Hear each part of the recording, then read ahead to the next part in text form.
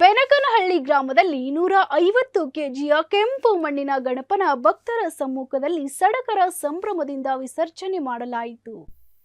ದೇಶದಾದ್ಯಂತ ಭಾದ್ರಪದ ಚೌತಿ ದಿನ ಗಣೇಶನನ್ನ ಪ್ರತಿಷ್ಠಾಪಿಸಿದ್ರೆ ಕಲಬುರಗಿ ಜಿಲ್ಲೆಯ ಸೇಡಂ ತಾಲೂಕಿನ ಬೆನಕನಹಳ್ಳಿ ಗ್ರಾಮದಲ್ಲಿ ಮಾತ್ರ ಕೆಂಪು ಮಣ್ಣಿನಿಂದ ಪರಿಸರ ಸ್ನೇಹಿ ಗಣಪ ಮಾಡಲು ಪ್ರಾರಂಭ ಮಾಡ್ತಾರೆ. ಚೌತಿ ದಿನದಂದು ಮೊದಲ ದಿನ 1.5 ಅಡಿ ಚಿಕ್ಕ ಗಾತ್ರದ ಗಣೇಶ ತಯಾರು ಮಾಡ್ತಾರೆ. 3-4 ದಿನಗಳಲ್ಲಿ ಗಣಪ ಕೂಡಲು ಗದ್ದುಗೆಯನ್ನ ತಯಾರು ಮಾಡ್ತಾರೆ. ಅದರಷ್ಟೇ ಅಳತೆಯ ವಿಗ್ರಹ ತಯಾರಿಸಿ 4-5 ದಿವಸಕ್ಕೆ 1.5 ಎತ್ತರದ ಕಾಲುಗಳು, 1.5 ಇಂಚು ಹೊಟ್ಟೆ, ಅದಕ್ಕೆ ತಕ್ಕಂತೆ ಮುಖ ಮಾಡ್ತಾರೆ. ತಲೆ, ಕಿರೀಟ ಮಾಡಲು 3-4 ದಿನಗಳು ಬೇಕಾಗುತ್ತೆ. ಹೀಗೆ ಬೆಳೆಯುತ್ತಾ ವಿಸರ್ಜನೆ ಮುನ್ನ 3ನೇ ದಿನಕ್ಕೆ 11 ಅಡಿ ಎತ್ತರ, 6 ಅಡಿ ಅಗಲ, 150 ಕೆಜಿಯ ಕೆಂಪು ಮಣ್ಣಿನ ಪರಿಸರ ಸ್ನೇಹಿ ಗಣಪ 21 ದಿನಕ್ಕೆ ಪೂರ್ಣಗೊಳಿಸಿ ವಿಸರ್ಜಿಸುವ ವಿಶಿಷ್ಟ ಆಚರಣೆ ಇಂದಿಗೂ ಮುಂದುವರೆದಿದೆ. ಗೌಡರ ಮನೆಯ ಹೊರವಲಯದಲ್ಲಿ ಪ್ರತಿಷ್ಠಾಪಿಸಿರುವ ಗಣಪನಿಗೆ ಗ್ರಾಮದ ಆರಾಧ್ಯ ದೈವ ಎಂದೇ ಜನರು ನಂಬಿದ್ದಾರೆ. ಬೆನಕನಹಳ್ಳಿ ಗ್ರಾಮ ಅಲ್ಲದೆ ಸುತ್ತಮುತ್ತಲಿನ ಗ್ರಾಮಗಳು ಕಲಬುರಗಿ, ಬೀದರ್, ರಾಯಚೂರು, ತೆಲಂಗಾಣ, ಆಂಧ್ರಪ್ರದೇಶದಿಂದಲೂ ಬಂದು ಬೆನಕನ ಉತ್ಸವದಲ್ಲಿ ಪಾಲ್ಗೊಳ್ಳುತ್ತಾರೆ.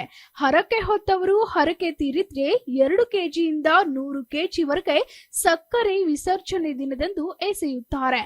ವಿಸರ್ಜನೆ ದಿವಸ ಡಿಜೆ ಹಚ್ಚದೆ ವಾಹನದಲ್ಲಿ ಮೆರವಣಿಗೆ ಮಾಡದೆ ಗಣೇಶ ಮೂರ್ತಿ ತಯಾರಿಸಿದ ಪೀಠದ ಮಣಿಯನ್ನ ಗ್ರಾಮದವರು ಹೆಗಲ ಮೇಲೆ ಹೊತ್ತು ಯುವಕರು ವಿಶೇಷ ವಸ್ತ್ರ ಧರಿಸಿ ಕೋಲಾಟ, ಭಜನೆ, ಹಲಗೆ, ವಾದ್ಯ ಮೇಳಗಳೊಂದಿಗೆ ದಿಕ್ಕಾವ ಕಡೆ ತೆರಳುವ ಬಾವಿಯಲ್ಲಿ ವಿವಿಧ ಪೂಜೆ ಸಲ್ಲಿಸಿದ ನಂತರ ವಿಸರ್ಜನೆ ಮಾಡ್ತಾರೆ ಎಂದು ಗ್ರಾಮದ ಪ್ರಮುಖರಾದ ಬಸವರಾಜ ಪಾಟೀಲ್, ಶಿವಲಿಂಗಾರೆಡ್ಡಿ ಈ ಸಂದರ್ಭದಲ್ಲಿ ಮಾತನಾಡಿದ್ರು. ಈ ಸಂದರ್ಭದಲ್ಲಿ ಗ್ರಾಮದ ಪ್ರಮುಖರಾದ ಅನಂತ ಶೆಟ್ಟಿ ರೆಡ್ಡಿ ಪಾಟೀಲ್, ಶರಣ ಭೂಪಾಲ್ ರೆಡ್ಡಿ ಪಾಟೀಲ್, ಅನೂಪ್ ರೆಡ್ಡಿ ಪಾಟೀಲ್, ಬಸವರಾಜ ಪೂಜಾರಿ, ವೆಂಕಟಾಚಾರ್ಯ, ರಾಘವೇಂದ್ರ ಕುಲಕರ್ಣಿ, ನಿವೃತ್ತ ಪಿಎಸ್ಐ ಗುರುಸಿದ್ದಪ್ಪ, ಚೆನ್ನಪ್ಪಗೌಡ, ಬೆನಕನಹಳ್ಳಿ ಸಮಸ್ತ ಗ್ರಾಮಸ್ಥರು ವಿಸರ್ಜನೆ ವೇಳೆ ಉಪಸ್ಥಿತರಿದ್ದರು.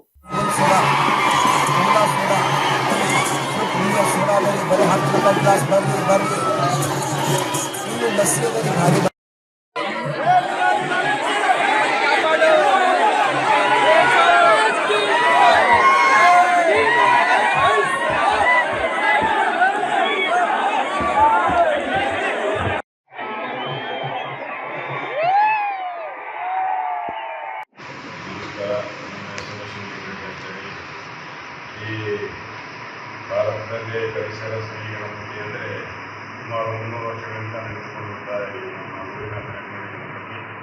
ಈ ಬೆನಕನಹಳ್ಳಿ ಹೆಸರೇ ಇರೋದು ಗಣಪತಿ ಹೆಸರೇ ಬೆನಕ, ಹಾಗಾಗಿ ಬೆನಕನಹಳ್ಳಿ ಅಂದರೆ ಹೆಸರು ಬಂದಿದೆ. ಹೀಗಾಗಿ ಮುಂದಿನ ದಿನಗಳಲ್ಲಿ ನಡೆದಂಥ ಎಲ್ಲ ಗಣೇಶಾಗ ನಮ್ಮ ಬೇರೆ ಭಾರತದಲ್ಲಿ ನಡೀತಕ್ಕಂಥ ಗಣಪತಿ ನಮ್ಮಲ್ಲಿ ಭಾಳ ವಿಶೇಷ ಇದೆ. ಯಾಕಂದರೆ ಎಲ್ಲ ಕಡೆ 3 ದಿನ, 2 ದಿನ, 1 ದಿನ, 5 ದಿನ, 11 ದಿನ ಕೂಡ್ತಾರೆ. ನಮ್ಮಲ್ಲಿ 21 ದಿನ ವಿಶೇಷ. ಹಾಗಾಗಿ ಇಡೀ ರಾಜ್ಯಾದ್ಯಂತ ಸುತ್ತಮುತ್ತಲಿನ ಎಲ್ಲ ತಾಲೂಕಿನಿಂದ ಮತ್ತು ಡಿಸ್ಟಿಕ್ಕಿಂದ ಎಲ್ಲರೂ ಹೆಚ್ಚಿನ ರೀತಿಯಲ್ಲಿ ಇನ್ನೂ ಬರ್ತಾ ಇದ್ದಾರೆ. ಜನಸಂಖ್ಯೆ ಹೆಚ್ಚಾಗ್ತಾ ಇದೆ ವರ್ಷ. ಹಾಗಾಗಿ ಇಲ್ಲಿ ನಮ್ಮ ಗಣಪತಿ ಏನು ಬೆಳೀತಾರೆ ಅದು ಕೊಟ್ಟಿದ್ದಾರೆ. ಹಾಗಾಗಿ ಅದರ ನಂತರ ಅವರು ಒಬ್ಬರಿಗೊಬ್ಬರು ಅವರ ಎಲ್ಲ ಕುಟುಂಬದವ್ರು ನಿಂತು ಮತ್ತು ಅವರು ಈಗ ನಂತರ ಎಲ್ಲರೂ ಹೆಚ್ಚಿನ ರೀತಿಯಲ್ಲಿ ಬರ್ತಾ ಇದ್ದಾರೆ. ಯಾಕಂತಂದ್ರೆ ದೇವಸ್ಥಾನಕ್ಕೆ ಅದಕ್ಕೆ ಹೆಚ್ಚು ಬೆಳೀತಕ್ಕಂಥದ್ರಿಂದ ಹಾಗಾಗಿ ಜನಸಂಖ್ಯೆ ಹೆಚ್ಚಾಗ್ತದೆ. ಹಾಗಾಗಿ ಮತ್ತು ನಮ್ಮ ಬೆನಕನಹಳ್ಳಿಯಲ್ಲಿ ವಿಶೇಷತೆ ಏನಂತಂದರೆ ಎಲ್ಲ ಸಮಾಜದ ಕಟ್ಟು ಒಗ್ಗೂಡಿ ಈ ನಮ್ಮ ಗಣಪತಿಯನ್ನು ವಿಶೇಷವಾಗಿ ಮಾಡ್ತೇವೆ.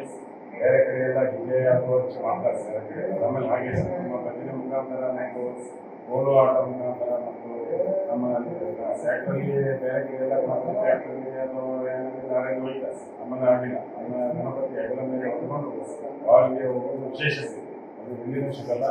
ನಮ್ಮ ಬೆನಕನಹಳ್ಳಿ ಅದು ನೋಡತಕ್ಕಂಥ ಸಿಗ್ತದೆ. ನೀವು ಎಷ್ಟು ವರ್ಷಗಳಿಂದ? ಸುಮಾರು 300 ವರ್ಷಗಳ ಇತಿಹಾಸ ಇದೆ ಗಣಪತಿ. ಈಗ ಬೇರೆ ತಾಲೂಕಾ ಜಿಲ್ಲೆಗಳಲ್ಲಿ ಗಣಪತಿ ಇದು ಮಾಡ್ತಾರೆ ಸರ್, ಕೂರಿಸ್ಬೇಕಾದ್ರೆ ಪಟ್ಟಿ ಅದು ಮಾಡ್ತಾರೆ. ಇದು ಮತ್ತೆ ಇಲ್ಲಿ ಗ್ರಾಮಸ್ಥರು ಪರಂಪರೆಯಾಗಿ ನಿಮ್ಮ ಪರಂಪರೆಯಿಂದ ಮನೆತನದಿಂದ ನಡ್ಕೊಂತ ಬಂದ್ರೆ ಯಾರ ಹತ್ರ ಕಲೆಕ್ಷನ್ ಪಟ್ಟಿ ಯಾವುದೂ ಇಲ್ಲ. ಹಾಂ, ಇದು ಗಣಪತಿ ಇದ್ರೊಳಗೆ ಏನನ್ನ ಇದು ಆಸ್ತಿ ಇದೆ ಇಲ್ಲ ಎಲ್ಲ ನಡ್ತಕ್ಕಂಥ ಪರಂಪರೆ. ನಮಸ್ಕಾರ. ನನ್ನ ಹೆಸರು ಬಸವರಾಜ್ ಪಾಟೀಲ್. ಈ ಗಣಕೋತ್ಸವ ಸಮಿತಿ ಈ ನಮ್ಮ ಅಧ್ಯಕ್ಷತೆಯಲ್ಲಿ ನಡೆಯುತ್ತದೆ. ಈ ಗಣಪನಹಳ್ಳಿ ಗಣಕೋತ್ಸವ 22 ದಿನದ ಕಾರ್ಯಕ್ರಮ ಇದು. ಸ್ಥಾಪನೆ ದಿನ ಅಂದರೆ ಚೌತಿಯತ್ತು ಸ್ಥಾಪನೆ ಮಾಡಿ 15 ದಿನಗಳವರೆಗೂ ಅದನ್ನು ಬೆಳೆಸಿ 16 ದಿನವನ್ನು ಪೂರ್ಣಗೊಳಿಸಿ ಅದನ್ನು ಗಣಚಿ ಮೇಲೆ ಕೂರಿಸಲಾಗುತ್ತದೆ. ತದನಂತರ 3 ದಿನ ಅದಕ್ಕೆ ಅಲಂಕಾರ ಮಾಡಿ, ಅಂದರೆ ಪೇಪರ್ ವರ್ಕ್ ಮತ್ತು ಪೇಂಟ್ ಮಾಡಿ, ಅಂದರೆ 21ನೇ ದಿನ ಹಬ್ಬವಾಗಿ ಆಚರಿಸಲಾಗುತ್ತದೆ. ಅದೇ ಗಣಕೋತ್ಸವ.